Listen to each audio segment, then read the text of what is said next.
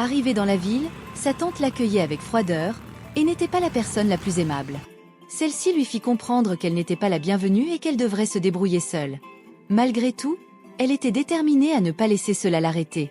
Amani garda la tête haute et décida de trouver un moyen de s'en sortir. Au fil des jours, Amani découvrit les réalités des villes africaines. Elle fut confrontée à la pauvreté, à la violence et à l'injustice.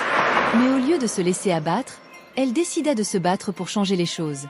Elle se lia d'amitié avec Nalom et Sisha, partageant avec eux sa joie de vivre et sa volonté de réussir. Au fil des mois, Amani travailla dur, étudia et se forma pour atteindre ses objectifs, commença à s'impliquer dans des actions caritatives, à aider les plus démunis et à sensibiliser les gens aux problèmes de la ville. Elle devint un exemple de courage et de détermination pour tous ceux qui l'entouraient. Sa tante revenue à de bons sentiments était devenue fière de ce que Amani était devenue, et la ville entière admirait sa force et sa résilience. Finalement, Amani ouvrit une école pour les enfants défavorisés de la ville, offrant ainsi un avenir meilleur à ceux qui en avaient le plus besoin. Son histoire devint une source d'inspiration pour des milliers de personnes à travers le pays, attirant l'attention des médias et des autorités.